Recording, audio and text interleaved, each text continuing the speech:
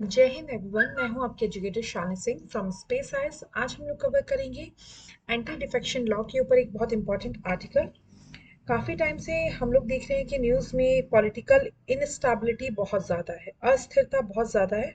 उसी के बेस पे आज ये एक आर्टिकल आया, तो हम लोग स्टार्ट करते हैं। क्या होता है? सबसे पहली बात, एंटी डिफेक्शन लॉ या एंटी डिफेक्शन क्या होता है? दल बदल कानून। ठीक, पहले हम बात करते हैं कॉन्टेक्स्ट में क्यों आया। The Election Commission of India recently recognised party created by a handful of Maharashtra state legislator who defects as a original party. ठीक है, महाराष्ट्र की बात है। महाराष्ट्र में जो अभी एक पार्टी बनी है, उसमें दल बदल वाले जो विधायक हैं बहुत तेजी से एंटर हुए। ठीक है, अब एंटी डिफेक्शन लॉ क्या होता है, इसका ओरिजिन कहाँ से हुआ है? तो अगर हम देखें 1967 में सबसे पहली बार हरियाणा के एक एमएलए थे गया लाल, जिन्होंने एक ही दिन में 3 बार पार्टी को स्विच किया था। तो इसके लिए एक टैग आया था, आया नाम गया, मतलब कब आए कब चले गए कुछ पता ही नहीं चला। ठीक है, तो anti defection statute was enacted in response to the same overthrow of the other state. ठीक है, बेसिकली ये उन लोगों के लिए बनाया गया था कि भाई आप, एक पार्टी है, मान लीजिए आप कांग्रेस से विधायक बने हैं। ठीक है, विधायक आप कांग्रेस से बन गए, कांग्रेस में पॉपुलैरिटी थी और अब आप शिफ्ट हो गए हैं बीजेपी में। ठीक है, तो इसको कहते हैं दल बदल करना। ठीक, अब जब कोई एक व्यक्ति ऐसा करता है तो उस पे दल बदल कानून लगता है, लेकिन इस कानून में भी एक पीरियड के साथ बदलाव आए हैं। ठीक है, 1985 में कांग्रेस ने इसको संविधान में लागू कराया था। ठीक, ये 10th शेड्यूल में दिया गया है। 10th schedule was added to the constitution by 52 amendment act। आपसे पूछा जा सकता है 10th शेड्यूल में क्या दे रखा है? एंटी डिफेक्शन लॉ दे रखा है, दल बदल कानून दे रखा है। ये 22वें संविधान संशोधन के द्वारा जोड़ा गया था। ठीक है, it outlines the procedure for disqualifying parliamentarians for defection. ठीक है, यह उन लोगों के ऊपर मतलब अयोग्य ठहराता है जो सही तरीके से इलेक्शन नहीं कर रहे हैं या फिर पार्टी में नहीं आए हैं। ठीक है, या फिर सही तरीके से उन वो लोग सांसद नहीं बने हैं, है ना। अब देखिए, जैसे मान लीजिए कि बीजेपी सत्ता में है, लेकिन एक पर्टिकुलर एरिया है जहाँ पे कांग्रेस का दबदबा है। तो कांग्रेस से आपने इलेक्शन लड़ा और उसके बाद आपको लग रहा है कि आप तो मिनिस्टर बन नहीं पाएंगे क्योंकि ये तो अपोजिशन पार्टी है। तो आप क्या करते हैं, आप उस पार्टी में सम्मिलित हो जाते हैं, वो पार्टी आपको कोई ना कोई पद दे देती है। और किस तरीके से आप बने हैं, ये भी इस बात पे बहुत निर्भर करता है कि आपके ऊपर एंटी डिफेक्शन लॉ कैसे लागू किया जाएगा। What constitute defection? The law covers three kind of scenario. ठीक है, तीन तरीके की चीजें होती हैं तो उसको माना जाता है।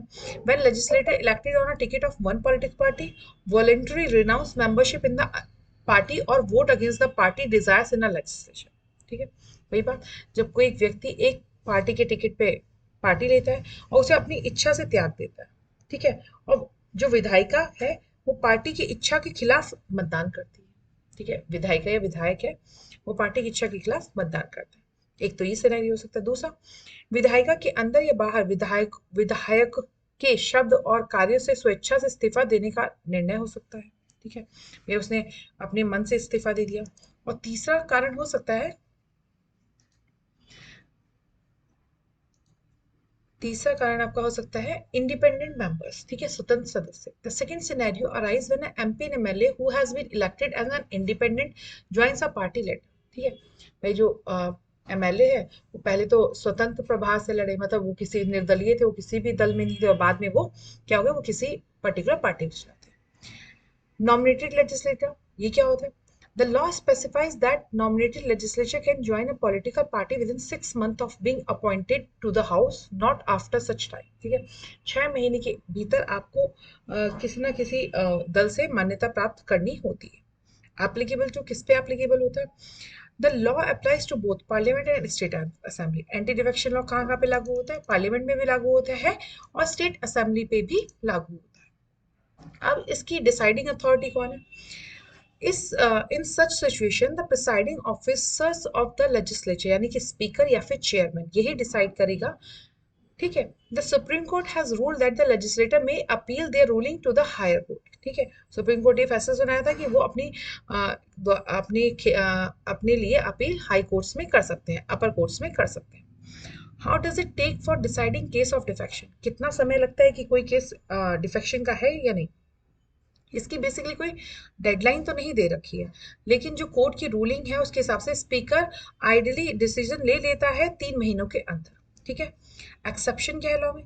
लॉ मेकर में switch party without the danger of disqualification under specific condition, ठीक है ना। मैंने कहा ना कि कुछ नियमों के आधार पे वो स्विच कर सकते हैं और वो डिस्क्वालिफाइड भी नहीं होंगे। The law permits a political party to merge with or into another party if at least 2/3 of its legislator support the merger. मैंने कहा ना, एक व्यक्ति जा रहा है तो दिक्कत होगी, लेकिन अगर ग्रुप के 2/3 व्यक्ति जा रहे हैं तो उसे एंटी डिफेक्शन नहीं माना जाएगा, उसे नॉर्मल कंसिडर किया जाएगा। In the case neither the member who choose to merge nor those who remain with the original party will be disqualified, ठीक है। एक ऐसा भी है, ना तो वो सदस्य विलय करते हैं ना पुरानी पार्टी में रहते हैं, तो भी उन्हें अयोग्य घोषित किया जा सकता है, ठीक। सिग्निफिकेंस, अब इसकी महत्ता क्या है? ये स्टेबिलिटी लाता है, ठीक। भाई पहले आप किसी और पार्टी से टिकट जीत रहे थे, आपको पता है यहाँ से यही लोग जीतेंगे, आप उसके साथ चले गए, बाद में दूसरी पार्टी वालों ने आपको पैसे दे दिए, आप उनके साथ चले गए, ठीक। तो अब इसमें क्या होगी? स्थिरता आ जाएगी। क्यों भाई? अगर आप दूसरी पार्टी के साथ जाते हो तो आप मतलब आपको डिस्क्वालीफाई कर दीजिएगा, आप किसी भी कार्य के लिए फिर।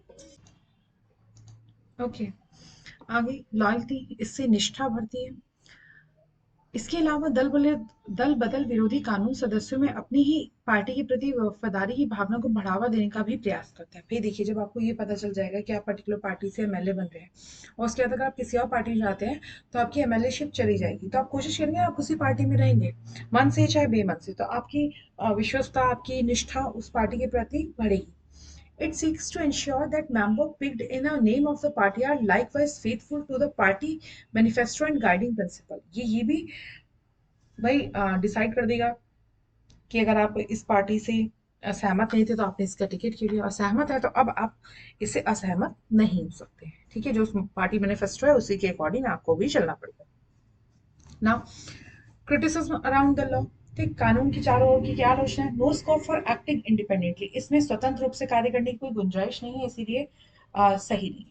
A law that penalizes legislature for acting freely is a fundamentally incompatible with the concept of parliamentary democracy। इनका इस लॉ का ये कहना है कि जो एक व्यक्ति को पूरी तरीके से अपने तौर पे अपने तरीके से काम करने की अगर स्वतंत्रता नहीं देता है, तो ये जो हमारी लोकतांत्रिकता की अवधारणा है उसके प्रति पूरी तरीके से सही नहीं है। Anti defection law disqualify clauses bind parliamentarians to the official view point of the party on any topic, ठीक है। ये जो भाई सीधी सी बात है, आप किसी पार्टी के थ्रू आप एमएलए बने हैं तो वैसी बात है आपको उस पार्टी की बातें अच्छी लगती होंगी, आपको उस पार्टी की क्लॉजेस समझ में आते होंगे। अगर आप उस पार्टी की क्लॉजेस समझ में नहीं आते तो आपको टिकट नहीं लेना चाहिए था, और अगर आपने टिकट ले लिया है तो अब आप उससे गद्दारी, ठीक है, कि ऐसा करते हैं। सीधी सी बात है भाई, जिसका नमक खाया है उसके लिए काम करो, ये कहना चाहते हैं, ठीक। अब नेक्स्ट बात आती है, नेक्स्ट क्या कह रही है इस आर्टिकल में? हम लोग क्या देखते हैं? नेक्स्ट हम देखते हैं कि no accountability to the constituency, ठीक। निर्वाचन क्षेत्र के प्रति कोई जवाबदेही नहीं है, ठीक। The need that the politician adhere to party directives lessens their accountability to the constituency. वो कहते हैं कि अगर हम पार्टी को बात करते हैं, पार्टी के प्रति पार्टी के हिसाब से चलते हैं, तो हमारे जो कॉन्स्टिट्यूएंसी है, जहाँ के लोगों ने हम पे विश्वास करके हमको वहाँ का अधिकारी चुना है या फिर वहां का एमएलए चुना है, हम उनके प्रति निष्ठावान नहीं रह पाते। Choosing party leadership over ideology cohesion, ठीक है। मतलब भाई आप पार्टी को लीड करना चाहते हैं तो आपकी जो विचारधारा है, आपका जो नेतृत्व है, उसकी उसमें से आपको किसी एक चीज को ही चुनना होगा। The law attempt to stabilise party system, ठीक है। ये कानून एक कोशिश करता है कि वो पार्टी सिस्टम को स्टैब्लिश कर सके through consolidating party leadership authority rather than via ideological cohesiveness और पार्टी ऑनरशिप, ठीक है। मतलब आप पार्टी ऑनरशिप का ही इस्तेमाल करें, आप सबके साथ सबका विकास करके ही चले जाते हैं। भाई एक पार्टी कह रही है कि नहीं अभी इस स्कीम के लिए दूसरी स्कीम की जरूरत है, आप कह नहीं अभी यही होना चाहिए, ऐसा नहीं होना चाहिए। आप पार्टी की आइडियोलॉजी के हिसाब से ही काम करें, वो ज्यादा जरूरी है, ठीक। By doing so, it frames democracy not a system of representation and accountability, but as a fight between power consolidating fractions, ठीक है। अगर हम ऐसा करते हैं तो ये डेमोक्रेसी के जो सिस्टम है उसके प्रति आप ये नहीं कह सकते कि ये सिर्फ एक मतलब